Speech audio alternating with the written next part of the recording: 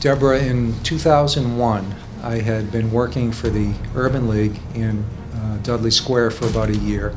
And that was a transformative experience for me as a white guy working in a black organization. So that was happening inside me. Plus, I had had experiences in 2 or 3 kinds of community dialogues and seen the power of dialogue to bridge differences with people and overcome lack of understanding and build relationship. And also, the census report for the 2000 census had come out, and Boston was now being called a majority-minority city, meaning more than 51% people of color. And I got the idea that it would be very powerful and very important for Bostonians to bridge some of their differences across racial and ethnic lines and overcome the social segregation that we have. You know, we all go in our beaten paths.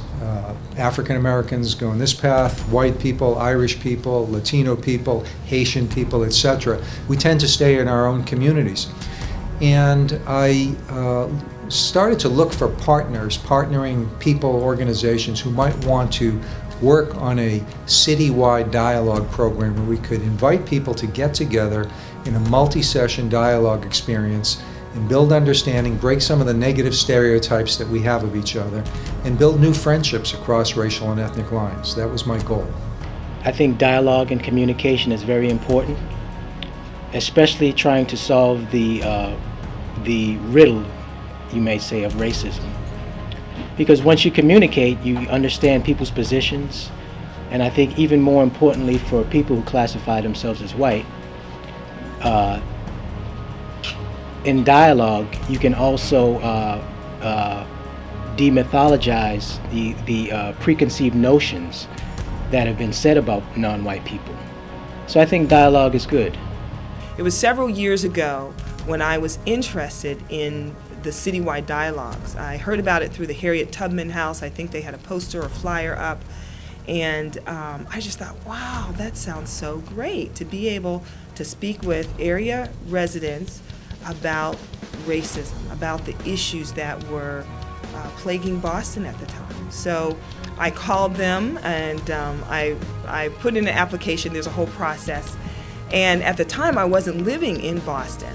So I filled out my application and told them that I lived in the suburbs and that I had been a resident of Boston for 14 years. And this is a conversation that I had been wanting to have.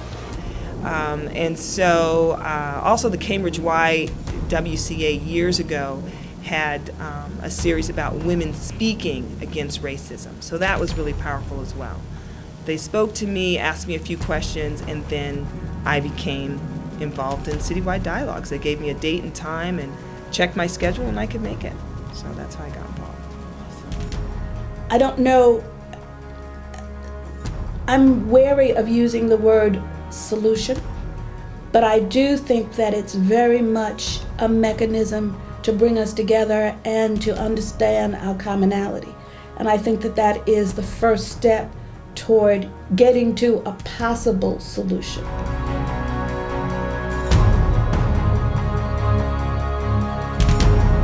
Sounds like white people have a lot of things they need to work through. You should start a course for looking at white people's issues.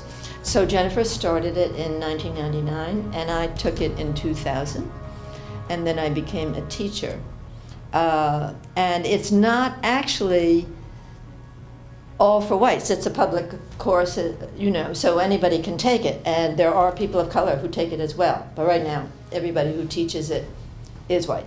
I think there are a lot of reasons why I ended up, joining and doing one of the dialogue groups. The issues of racism and prejudice have kind of always been important to me.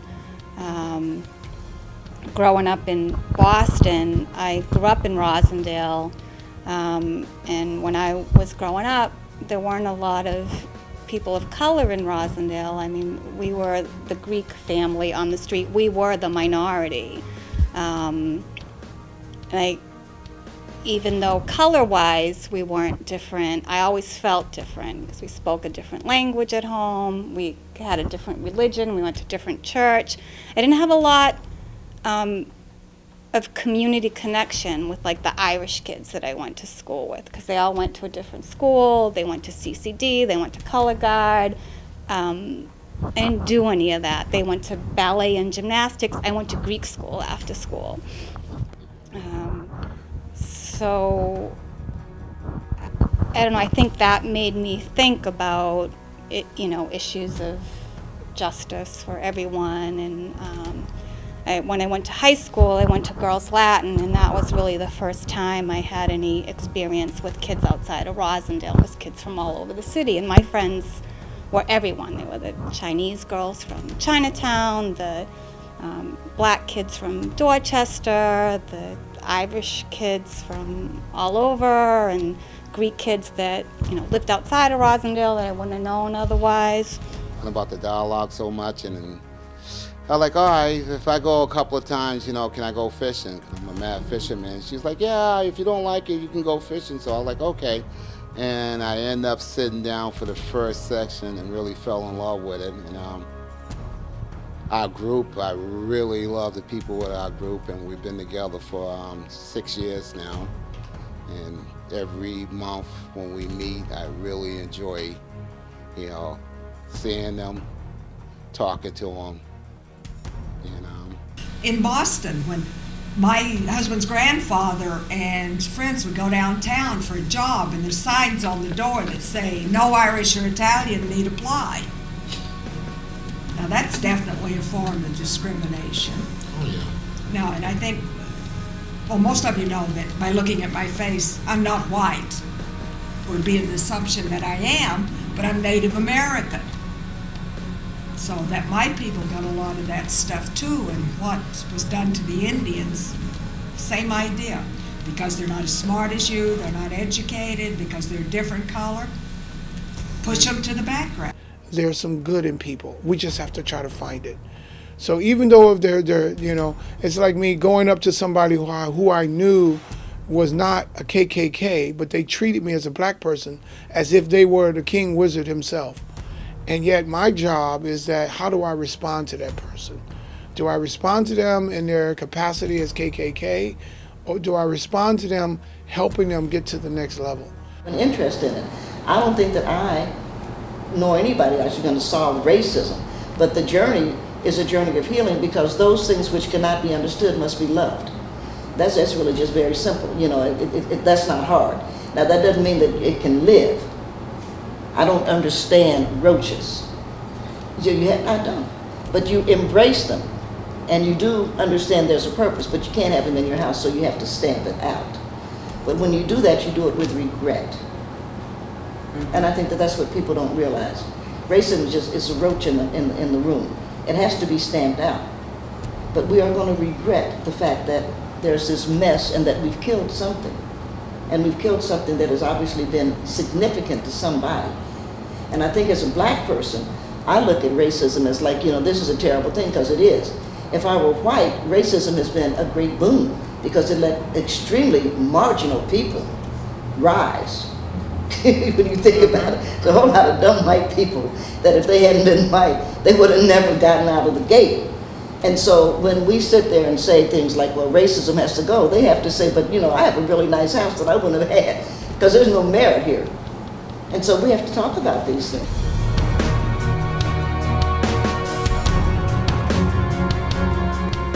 During the campaign for mayor in '83, we went to different communities and we were knocking on doors. And in one place, a man confronts me on the steps.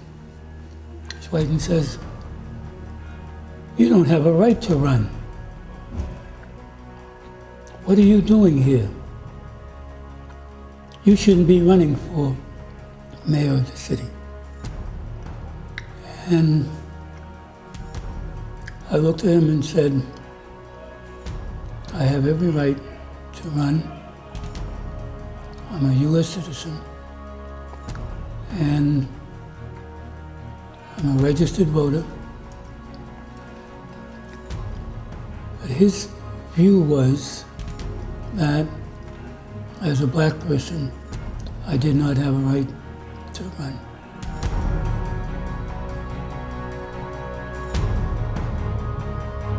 In the South, and my mother had gotten married, so I had a stepfather. My stepfather was from Guyana in South America. And we decided we wanted to go to the movies. And the place that was closest to us where we could go to the movies was Augusta, Georgia. And so we went to Augusta. That's 17 miles out of Aiken, South Carolina, which is where I spent the winters. And we got to the movie theater, and we were going to pay our money. And the woman looked at us and she said, "Where are you from?" And he said he was from Guyana. And she asked, "Where was I from?" And I said, "Well, I was born here." She says, "Well, he can sit downstairs, but you can't." And I was like, and I don't know if I should be proud of this or what, but I looked at his hand. I said, "But he's darker than I am." She said, "That doesn't matter." And that definitely stayed with me. It's, I don't think about it a lot, but when I got, when I was thinking about that question about examples of racism, that one certainly came to mind.